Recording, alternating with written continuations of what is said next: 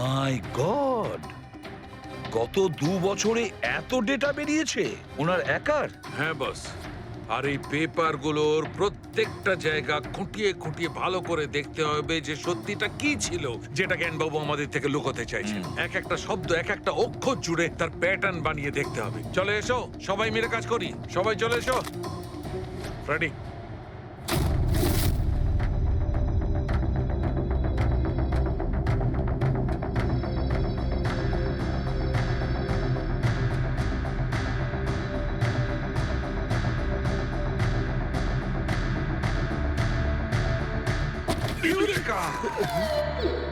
কি হলো স্যার? কি পেলেন? জানতে পারা গেছে যে আসলে ওই রহস্যটা কি, আর এই রহস্যে আছে একটা ভিলেন।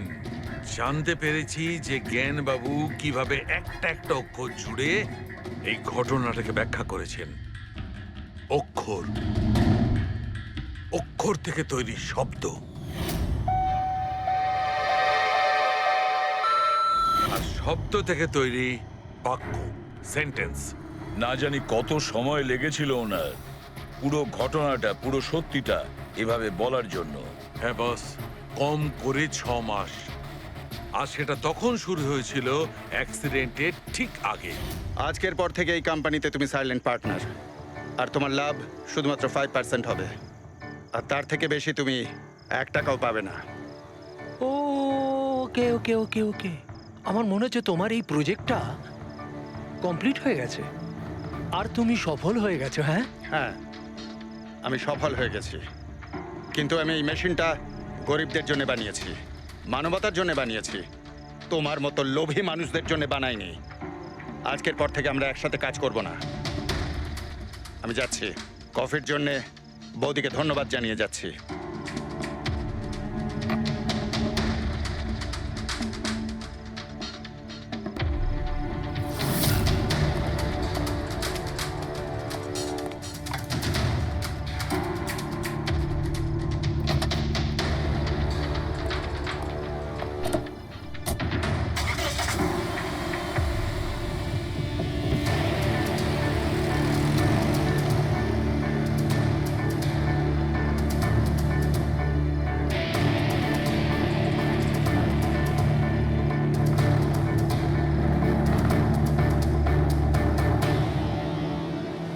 এ কি হলো?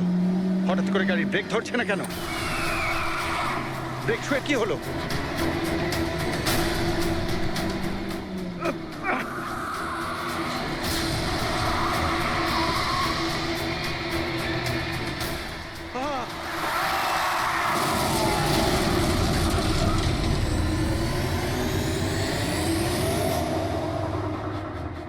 এবার বুঝতে পেরেছো আমাকে ঘাটানোর পরিণাম?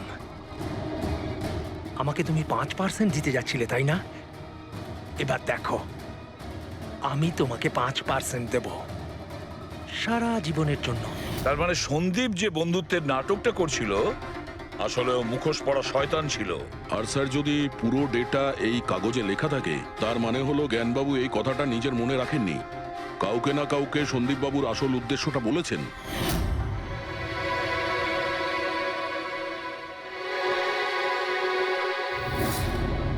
আর উনি এই ব্যাপারে যে বা যাকে সত্যিটা বলেছিলেন সেই হলো অপরাধী, সেই হলো সন্দীপের খুনি।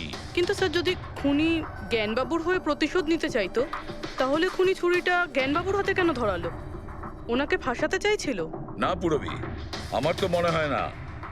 খুনি ওনাকে সান্ত্বনা দিতে চেয়েছিল, যে এটা বোঝাতে চেয়েছিল যে দেখুন, আমি আপনার হয়ে সন্দীপকে মেরে ফেলেছি, আপনার প্রতিশোধ আমি নিলাম। আর তাকে বাঁচানোর জন্য জ্ঞানবাবু পুরো অভিযোগ নিজের উপর নিয়ে নিয়েছেন। দয়া, খুনির কাছে পৌঁছানোর একটাই রাস্তা আছে, সেই ঘড়িটা, রিস্ট ওয়াচ, যেটা রমেশ দেখেছিল।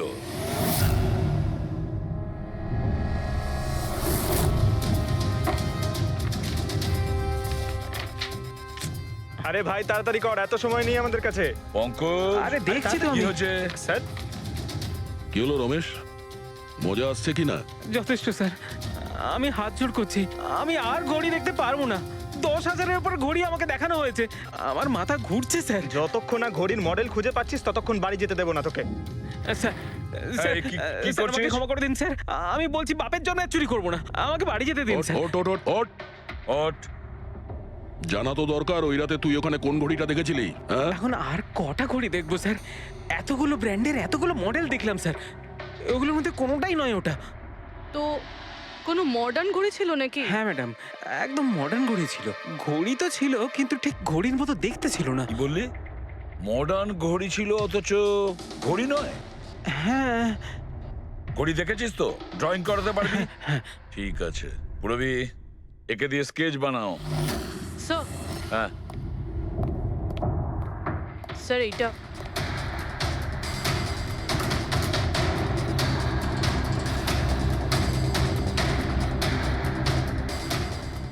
মাই গড, কি হলো? 1 মিনিট বস, একদম জ্যাকপট লেগে গেছে।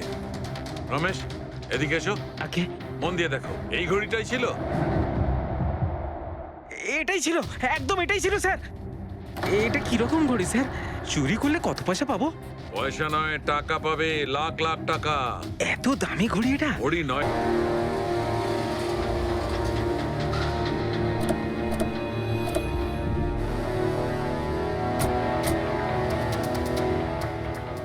আপনি একটু আপনার হাজবেন্ডকে ডাকুন। কিন্তু আপনারা কারা? আপনি ডাকুন না ওনাকে, উনি চেনেন আমাদের। সোনু, সোনু একটু বাইরে এসো, কারা দেখা করতে এসেছে?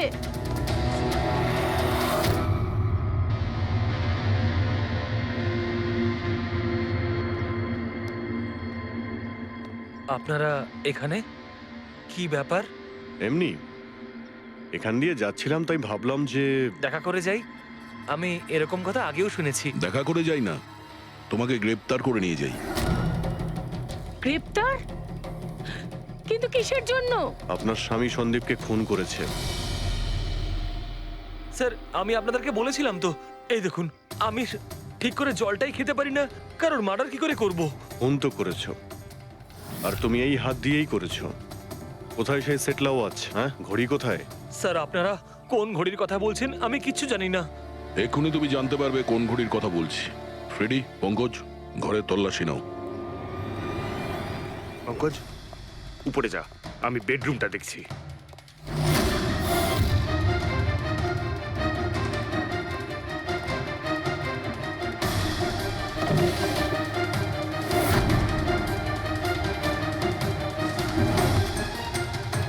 কিচ্ছু নেই।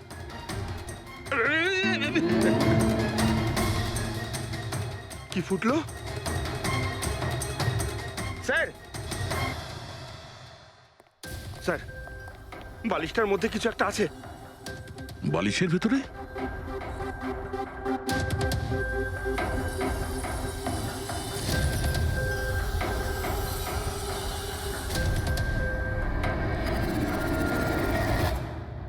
তাই তো, ঘড়ির মতো দেখতে। হ্যাঁ, এই ঘড়িটা কার? আর এই বালিশের ভেতরে কি করছে? আমি কি করে জানবো? যে দোকানদারের থেকে বালিশটা কিনেছিলাম তারই হবে। পড়ো এটা। স্যার, আমি কারোর ঘড়ি কেন পরতে যাবো স্যার? তুমি এটা পড়বে নাকি অ্যারেস্ট করবো আমরা? অভিজিৎ, একটা কাজ করি, আগে আগে ঘড়ি পরাই, হাত করা তো নিজের থেকেই লেগে যাবে। হ্যাঁ, নাও ওই ঘড়িটা খোলো। স্যার,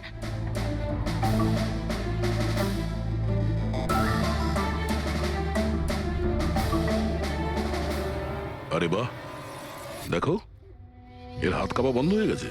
হ্যাঁ, স্যার, তো চমৎকার হয়ে গেল, এর হাত কাঁপা থেমে গেল।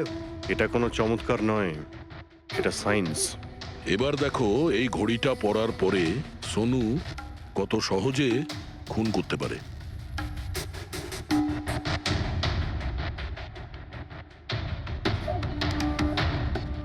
স্যার, কিন্তু এই ঘড়িটা কাজ করে কি করে? এটাকে সেটলা বলে পঙ্কজ।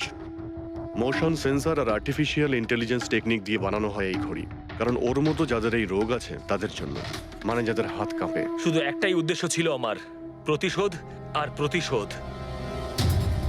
জ্ঞান স্যার আমাকে বিসিআই এর সাহায্যে সবকিছু বলে দিয়েছিলেন। আপনাকে কথা দিচ্ছি স্যার, আপনার শত্রুদের শাস্তি দিলেই আমি একটু শান্তি পাবো।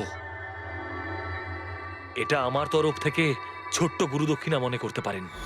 সেদিন কোম্পানির অ্যানিভার্সারি ছিল আর আমি জানতাম যে সন্দীপ ওখানে নিশ্চয়ই আসবে। প্রত্যেকবারের মতন জ্ঞান স্যারের সাথে ও ওটাই করবে। জ্ঞান স্যারের সাথে কথা বলার আগে ও সবাইকে বাইরে বের করে দিত, যাতে ও স্যারকে অপমান করতে পারে।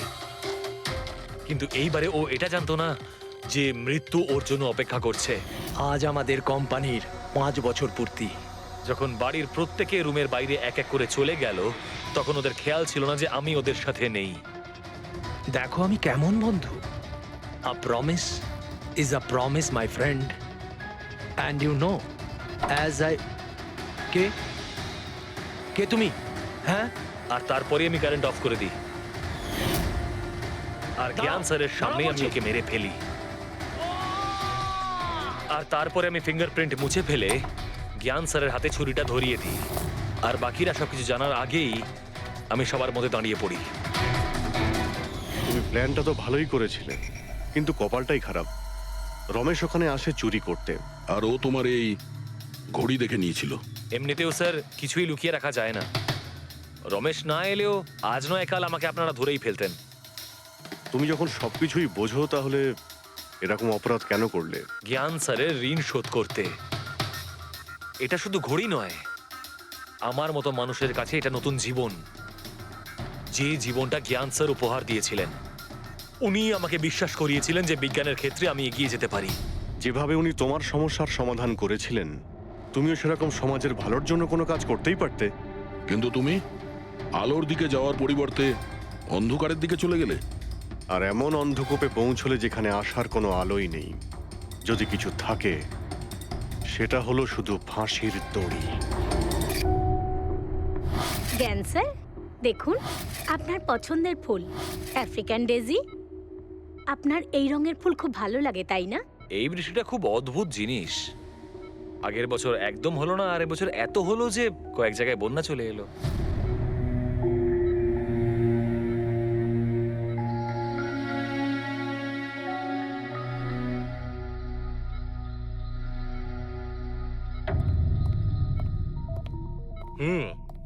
বাবা, তোমার এই স্টুডেন্টরা তাদের ভালোবাসায় তোমাকে বিগড়ে দিচ্ছে খালি, তাই না?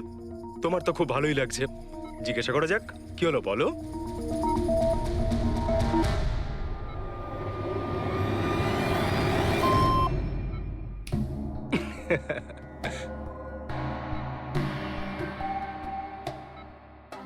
আরে এগুলো তো ময়লা কাপড়, তাই না?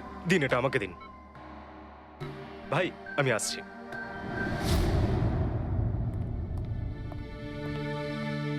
স্যার এখন কেমন আছেন? ভালোই আছে, আর আগের থেকে বেটার রয়েছে। আর সেটা শুধুমাত্র তোমাদের জন্যই সম্ভব হয়েছে।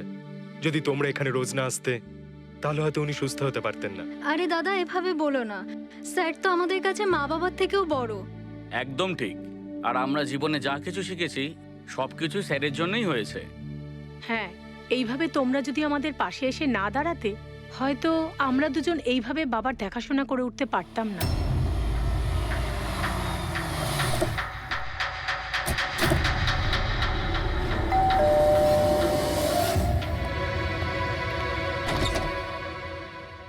সন্দীপ আঙ্কেল, নমস্কার আঙ্কেল। নমস্কার। ভালো আছো? তোমার বাবা কেমন? ভালো আছেন, খুব ভালো আছেন। বাহ, বেশ কথা। দেখো, ওর জন্য এটা এনেছিলাম।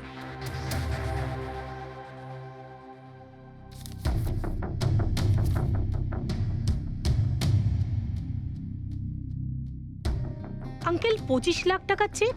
হ্যাঁ মা, আজ জ্ঞানদীপ ইনোভেশনস এর 5 বছর পূর্তি। সেটার উপহার ভাবতে পারো। আঙ্কেল, সেটা ঠিক আছে, কিন্তু বাবা তো গত 2 বছর ধরে কোম্পানির জন্য কোনো কাজই করেনি। দেখো, কিছু সম্পর্ক এই সমস্ত কথাবার্তার অনেক ঊর্ধ্বে হয়। তোমার বাবা আর আমার বন্ধুত্ব অনেকটা এরকম। চলো জ্ঞানের সঙ্গে দেখা করি। বাবা, দেখো কে দেখা করতে এসেছেন। কেমন আছে আমার বন্ধু? আরে, আগে থেকে তো অনেক ফিট মনে হচ্ছে। যদি তোকে এত হ্যান্ডসাম লাগে, নার্স তোকে ভালোবেসে ফেলবে। শোনো প্লিজ, আমি তোমার বাবার সঙ্গে কিছু কথা বলতে চাই, if you don't mind. Sure uncle, যাও যাক। হ্যাঁ হ্যাঁ, প্লিজ এসো সবাই। ওনার এই চেকটার জন্য আমাদের সত্যি খুব হেল্প হয়ে যাবে। হ্যাঁ, পাপার জন্য একটা অ্যাডভান্স বেড নিয়ে আসতে পারি, তাই না? হ্যাঁ, আরে স্যার স্যার কি হলো? স্যার কি হলো? লাইট অন্ধকার কেন এখানে? লাইট কি হলো? কি হলো? সন্দীপ আঙ্কেল?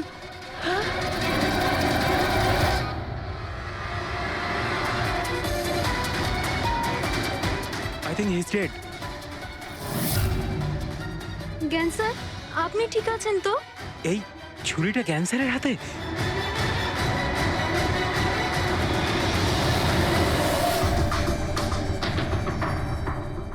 আচ্ছা, তুমি এটা বলছো যে তোমার বাবা জ্ঞানবাবুর হাতে ছুরি ছিল, কিন্তু উনি সন্দীপবাবুর খুন করেননি। স্যার, উনি কিভাবে খুন করতে পারেন? 2 বছর ধরে তো উনি প্যারালাইজড। ওনার সিএলআইএস হয়েছে। Complete locking syndrome. হ্যাঁ স্যার, এই পরিস্থিতিতে শরীরের কোনো অংশই কাজ করে না, এমনকি চোখের পাতা পর্যন্ত পড়ে না। ওনার প্যারালাইসিস হলো কি করে? স্যার, 2 বছর আগে বাবার একটা অ্যাক্সিডেন্ট হয়েছিল। অদ্ভুত ব্যাপার, 2 বছর আগে ওনার অ্যাক্সিডেন্ট হয়েছিল, তখন থেকে উনি বিছানায়। তাহলে ওনার হাতে ছুরি এলো কি করে? স্যার, এটা অসম্ভব। খুন জ্ঞান স্যার নয়, অন্য কেউ করেছেন। আরে কিন্তু ছুরি তো ওনার হাতেই ছিল। হয়তো খুনি এই কাজটা করেছে। তার মানে হলো এই রুমে জ্ঞানবাবু আর সন্দীপবাবু ছাড়া আরো কেউ ছিল? না স্যার, আমরা সবাই তো নিচেই ছিলাম। হ্যাঁ স্যার, আর ঘরে তো আর কেউ ছিল না স্যার। তার মানে তুমি এটা বলতে চাইছো যে এই খুন জ্ঞানবাবু করেছেন? না স্যার, আমি সেটা বলতে চাইনি। তুমি কি বলতে চাইছো? সন্দীপ তাহলে নিজেকেই ছুরি মেরেছে, আর মারা যাওয়ার আগে ছুরিটা ওনার হাতে ধরিয়ে দিয়ে যায়? হ্যাঁ, আবার এমন নয় তো যে জ্ঞানবাবুর কোনো শরীর খারাপই নয়, শুধু অ্যাক্টিং করছেন? স্যার, আপনি এসব কি বলছেন? যেটা আপনি শুনলেন, যদি আপনার কোনো আপত্তি না থাকে আমরা আপনার বাবাকে আরেকবার চেক করতে চাই। করুন আপনি। আমরা কি মিথ্যা বলছি নাকি? দেখে নিচ্ছি।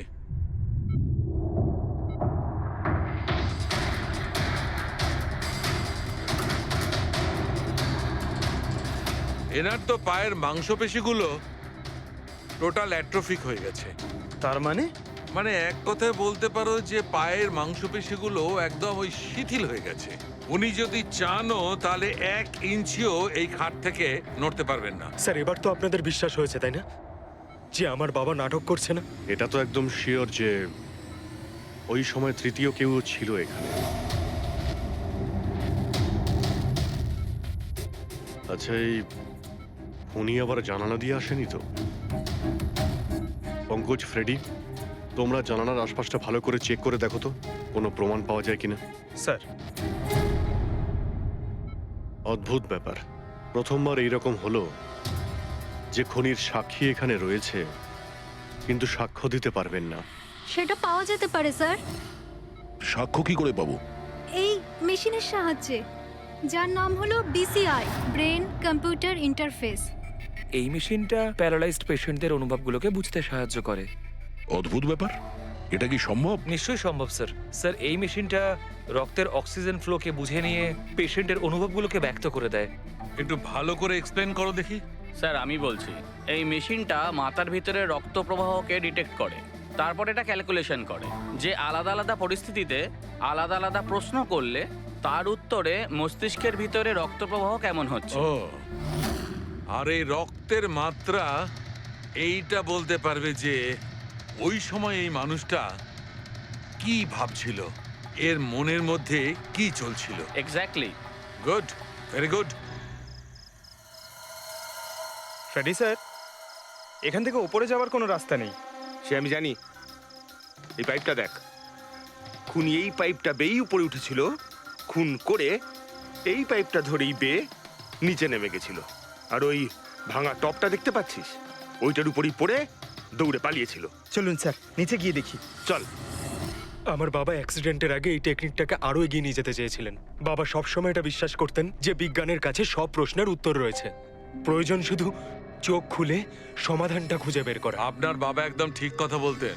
হ্যাঁ স্যার, জ্ঞান স্যার চেয়েছিলেন যে বিজ্ঞানের জন্য তারা চোখে দেখতে পাক যারা দৃষ্টিহীন, যারা শুনতে পায় না তারা যেন শুনতে পায়। মানুষের উপকার করতে চেয়েছিলেন জ্ঞান স্যার। আর নিয়তির খেলা দেখুন, আজ ওনারই আবিষ্কার ওনাকে সাহায্য করছে, যেটা একদিন ওনার অনেক বড় স্বপ্ন ছিল। ঠিকই বলছেন স্যার, টপটা তো ভাঙা। আর এই দেখ, পায়ের এই ছাপগুলো দেখ, খুনি এই পথেই পালিয়েছিল। স্যার, এখানে দেখুন, রক্ত স্যার। তার মানে পঙ্কজ, ঘরের ভেতর আরো কেউ ছিল যে সন্দীপ বাবুকে খুন করেছে। রক্তের এই স্যাম্পলটা নিয়ে ফরেন্সিক ল্যাবে যাওয়া যাক। আচ্ছা, এই জ্ঞানবাবু বিসিআই এর সাহায্যে কি কথা বলতেন? যেরকম ওনার যখন খিদে পেত উনি সেটা বলতেন, যদি ওনার বেড প্যানের প্রয়োজন হতো সেটাও বলতেন, এমনকি বাবা ওটা দিয়ে দাবাও খেলতেন স্যার। কি দাবা খেলতেন? গ্রেট। হ্যাঁ স্যার, যেমন যেমন প্যাটার্ন এনার মনের মধ্যে তৈরি হতো সেই অনুযায়ী অক্ষরের পেছনে লাইটগুলো জ্বলে উঠতো, আর আমরা অক্ষরগুলোকে মিলিয়ে বুঝে যেতাম যে ইনি কি বলতে চাইছেন। তাহলে তো উনি বলতে পারবেন যে খুনি কে? হ্যাঁ স্যার, নিশ্চয়ই। স্যার, বাবাকে একবার জিজ্ঞেস করা উচিত। অবশ্যই করব। আগে তো আমরা ভালো করে তদন্ত করে নিই।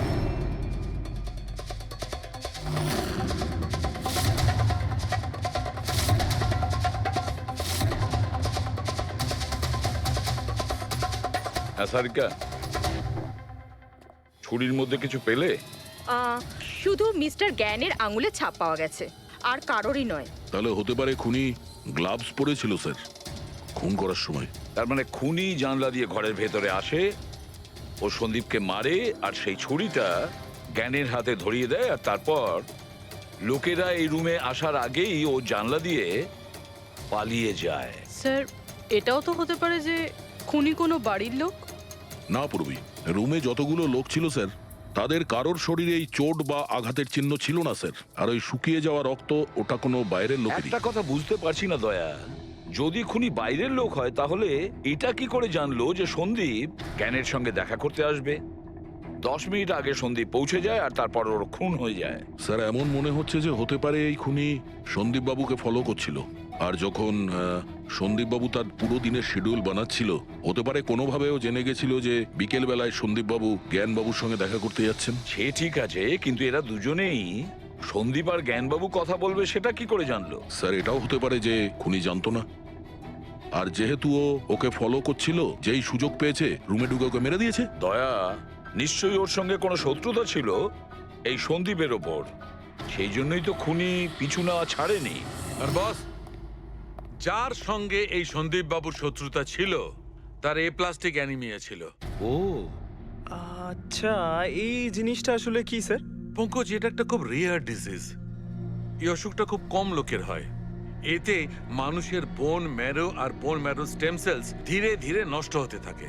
রক্তের লোহিত রক্তকণিকা, শ্বেত রক্তকণিকা আর প্লেটলেটস সব ধীরে ধীরে নষ্ট হতে থাকে। যদি এই রোগটা রেয়ার হয় তাহলে খোঁজ নেওয়া খুব একটা কঠিন হবে না যে শহরে কতজন লোক আছে যাদের এই ধরনের রোগ আছে। এ প্লাস্টিক অ্যানিমিয়া।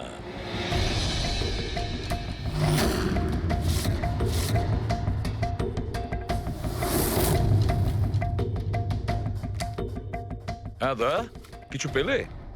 হ্যাঁ স্যার, এই শহরে সব মিলিয়ে 45 জন লোক আছে যারা এই রেয়ার অসুখে ভুগছে স্যার। তাদের মধ্যে 16 জন তো দেশেই নেই। তার মানে বাকি রইল 29। তাদের মধ্যে 14 জন এমন লোক আছে যারা বয়স্ক, মানে উঁচু ব্যালকনি থেকে লাফাতে পারবে না। বাকি রইল 15। তাদের মধ্যে 7 জন বাচ্চা আছে যাদের বয়স 12 বছরের কম। তাহলে বাঁচলো 8 জন।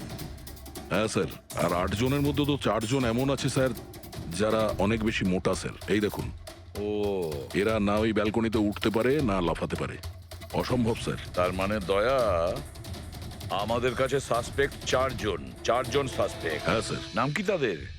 স্যার, লীলা, রমেশ, সুনীল আর হেমন্ত। নীলা, রমেশ, সুনীল আর হেমন্ত। রবি, স্যার, একটু দেখো তো আমাদের ক্রিমিনাল ডেটাবেসে কোনো পুরনো পাপি কিনা।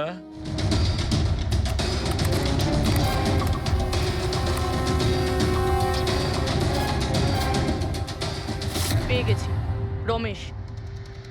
চুরি, ছিনতাই, তাছাড়া লোকেদের মেরেওছে। থাকে কোথায় সে? সরোজনগর চল। নিয়ে এসে একে।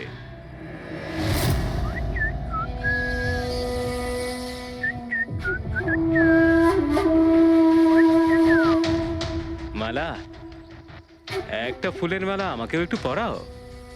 আচ্ছা বলো, বিয়ে কবে করছো? বিয়ে? আর তোকে? আমার এতটাও খারাপ সময় আসেনি যে তোকে বিয়ে করতে হবে। কেন? তুই এতটাই খারাপ দেখতে যে তোর বাড়ির আয়না ভয় পেয়ে যায় তোকে দেখে। কিন্তু তোমার বাড়ির আয়না তোমার জন্য কবিতা বলে এটা আমি খুব ভালো করে জানি। আরে তোর হাতে আবার কি হলো? আরে কিছু না, শত্রুর সাথে যুদ্ধ করতে গেলে এরকম চোট লেগেই থাকে মালা দেবী। নাটক করিস না, বল কি হয়েছে? ব্যাপারটা এই যে আমি হেঁটে হেঁটে যাচ্ছিলাম, হঠাৎ করে দেখলাম একটা বুড়ি মহিলা রাস্তা পেরোনোর জন্য এগোচ্ছিল। তখনই উল্টো দিক থেকে একটা মোটরসাইকেল খুব জোরে, খুব স্পিডে, 100 স্পিডে ওর দিকেই এগোচ্ছিল। যখনই মোটরসাইকেল ওই বুড়ি মহিলাকে ধাক্কা মারতে যাচ্ছিল, মাঝখানে পৌঁছে গেলাম আমি আর বাঁচিয়ে নিলাম ওকে। আচ্ছা, তুই এতটাই সাহসী? আমি কি কি ভালো পারি সে ব্যাপারে তো তুমি এখনো জানোই না। আচ্ছা বল, আর কি কি গুণ আছে তোর মধ্যে? আমার ভালো গুণগুলো হলো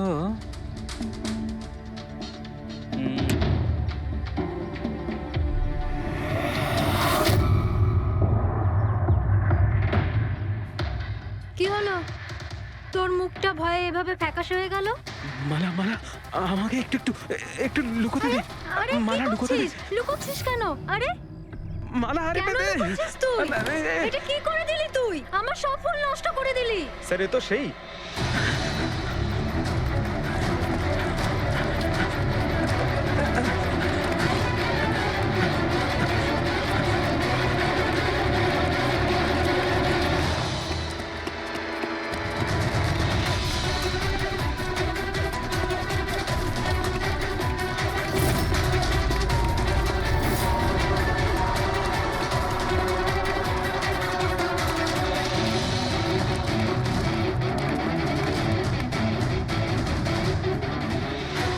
পালিয়ে গেছে মনে হয় স্যার। যাবেটা কোথায়?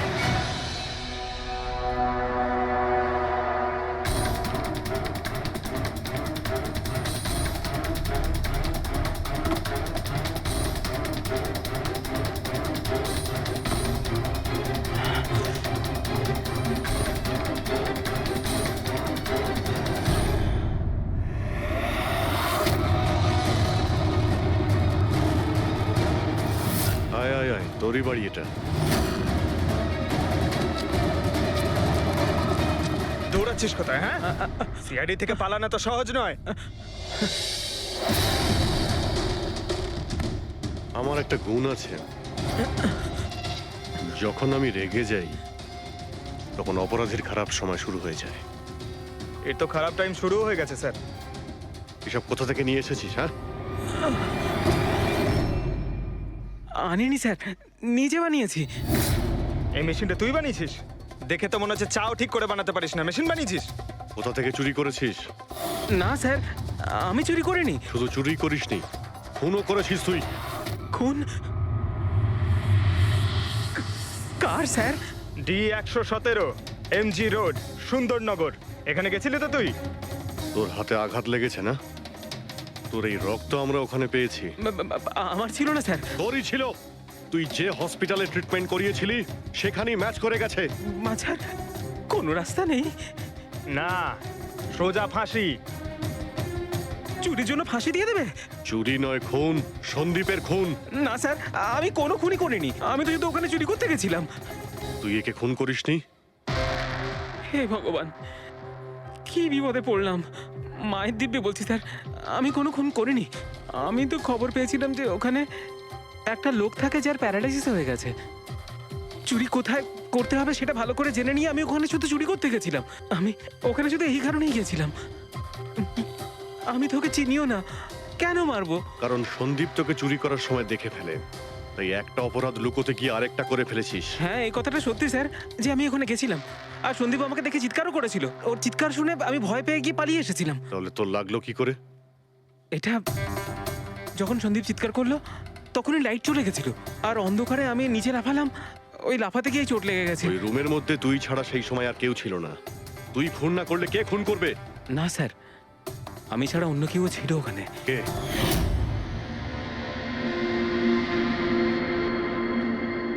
কে? কে তুমি? হ্যাঁ, অন্ধকারে মুখটা তো ঠিক দেখতে পাইনি, তবে ওর ঘড়িটা চকচক করছিল। ঘড়ি? সন্দীপ তো কোনো ঘড়ি পড়েছিল না। স্যারও মিথ্যে বলছে। কোনো মানুষ ছিল না, কোনো ঘড়ি ছিল না। কেউ ছিল কি ছিল না তার উত্তর তো ওই দিতে পারবে। জ্ঞান, উনি আজ কেমন আছেন? স্যার আগের থেকে বেটার, কিন্তু আজকে কিছু জিজ্ঞাসা করতে চান ওনাকে? শুরু করি। শিওর স্যার, কিন্তু আপনারা যা জিজ্ঞেস করতে চান একটু স্লোলি জিজ্ঞাসা করবেন স্যার, যাতে উনি আপনাদের এক একটা শব্দ বুঝতে পারেন স্যার। হ্যাঁ, জ্ঞানবাবু, এ রমেশ, এ একজন চোর। যে রাতে সন্দীপ বাবুর খুন হয়েছিল ও এখানে চুরি করতে এসেছিল। ও বলছে যে সেই রাতে এখানে অন্য কাউকে দেখেছিল।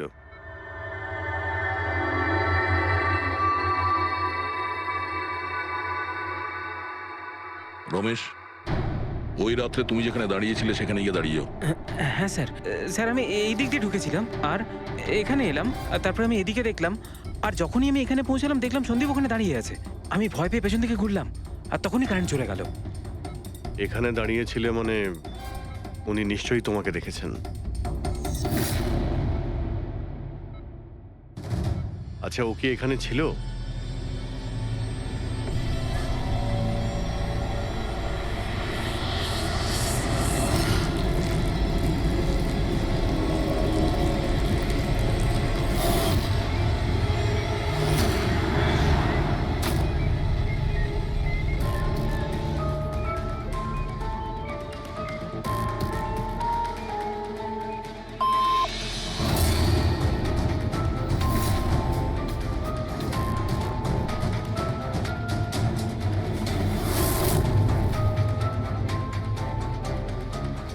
আচ্ছা, রমেশই কি খুন করেছিল?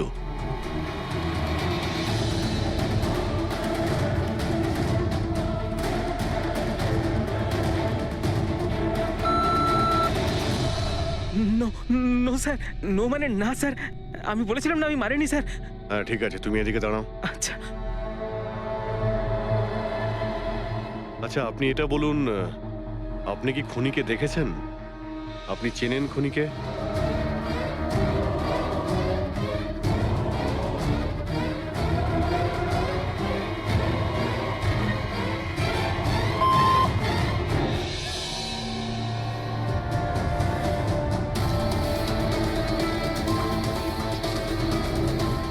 আচ্ছা, খুনি এই মুহূর্তে এই রুমে আছে?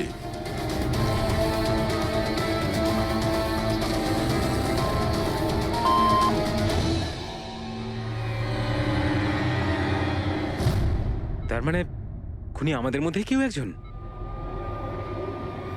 আপনার কোনো স্টুডেন্ট?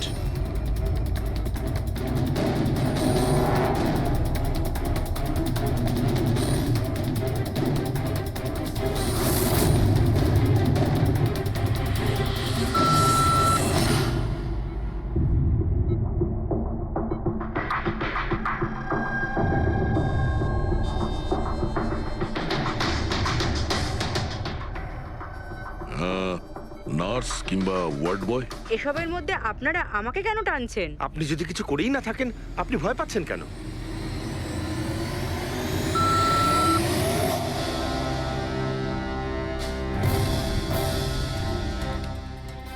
জ্ঞানবাবু, তাহলে শুধুমাত্র তো আপনার ফ্যামিলির লোকেরা আছে।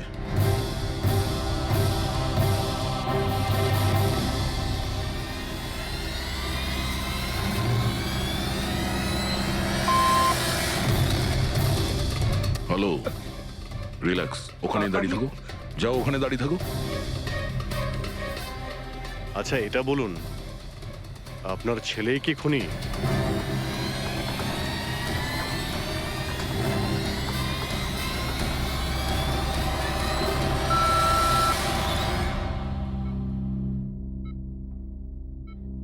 এখন তো শুধু আমিই আছি, কিন্তু আমি এই খুন করিনি।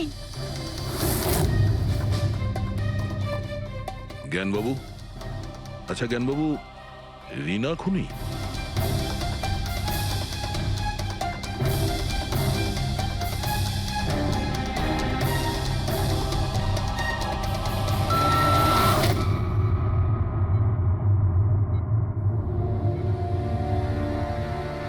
আপনি আমাদের বললেন যে আপনার পরিবারেরই কেউ খুনি, তাহলে সে কে?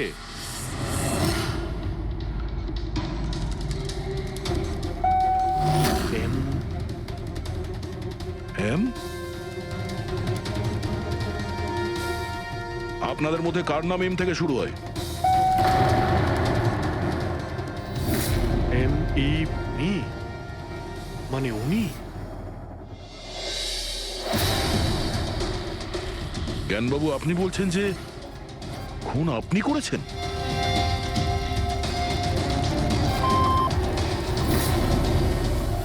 বুঝতে পারছি না ইনি কেন আমাদের সঙ্গে এরকম খেলা খেলছেন। কালকের কাগজে হয়তো আসবে যে সিআইডি নাকি খুনের অপরাধে এমন লোককে অ্যারেস্ট করেছে যে নাকি প্যারালাইসিস হয়ে পড়ে আছে 2 বছর ধরে। খুনি নিশ্চয়ই জ্ঞানবাবুর আশেপাশের কেউ। উনি ওকে বাঁচানোর চেষ্টা করছেন, জানি না কেন। সমস্ত অভিযোগ উনি নিজের মাথায় নিচ্ছেন। যদি সে আপন কেউ হয় তাহলে সেই ছুরি ওনার হাতে কেন দিতে যাবে? অন্য কারোর হাতে দিত, যাকে সহজেই বিশ্বাস করা যেত।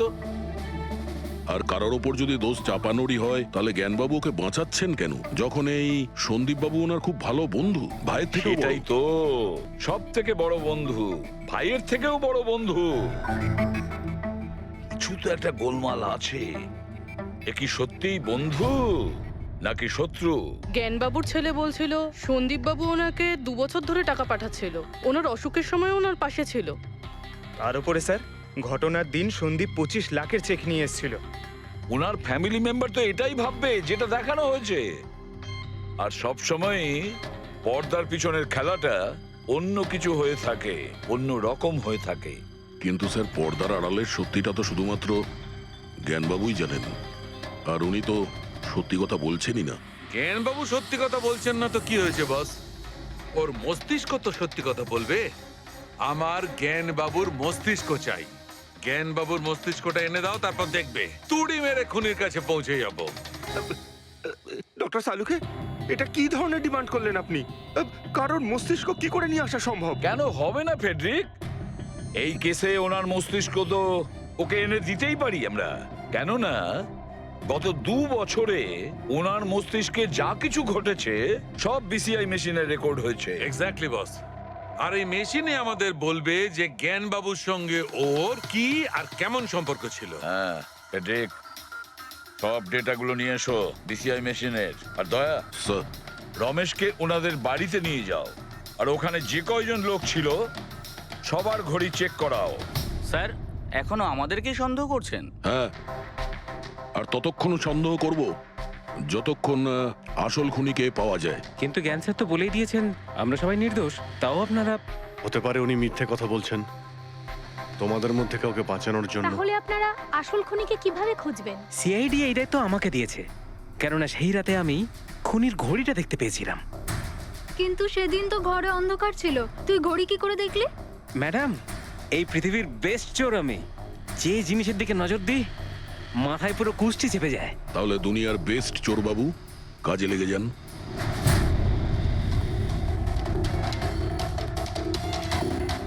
সস্তা, টেকসই, সুন্দর, 11,000 টাকা। না, এ নয়।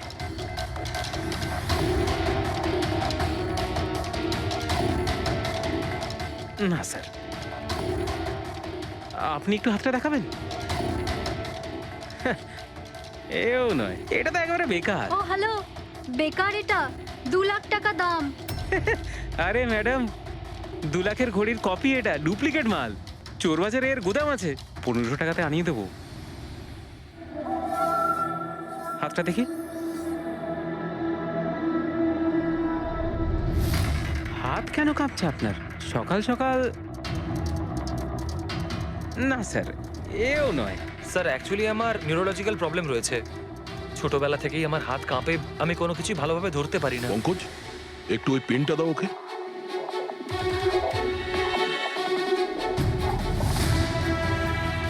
ঠিক করে ধরবেন আপনি। এ তো পেনটাও ধরতে পারছে না। স্যার, অ্যাকচুয়ালি জ্ঞান স্যার আমার এই প্রবলেমটাই সলভ করতে চেয়েছিলেন। উনি এর সাথে রিলেটেড রিসার্চও করছিলেন, কিন্তু হয়তো ভাগ্যের সম্মতি ছিল না এতে। আর জ্ঞান স্যারের গাড়ির অ্যাক্সিডেন্ট হয়ে গেল। ভরসা রাখো, এর কোনো না কোনো চিকিৎসা তো হয়েই যাবে। তুমি দেখো বাকিদের ঘড়িগুলো। না স্যার, এদের মধ্যে কারোর ঘড়িই নয়। কারোর কাছেই নেই? হতে পারে খুনির কাছে 1-এর থেকে বেশি ঘড়ি আছে। ওই দিন ও যে ঘড়িটা পড়েছিল আজ ওটা পড়েনি? হায় ভগবান, আপনি এখনো সন্দেহ করছেন? পঙ্কজ, এই রমেশকে নিয়ে যাও। পৃথিবীতে যত ঘড়ি আছে, যত মডেলের রয়েছে, সবগুলো দেখাও ওকে। স্যার, যত ঘড়ি আছে, যত মডেল আছে, সব? তবেই তো জানা যাবে খুনি কোন মডেলের ঘড়ি পড়েছিল। এক মিনিট একটু এদিকে আয়, এদিকে আয়।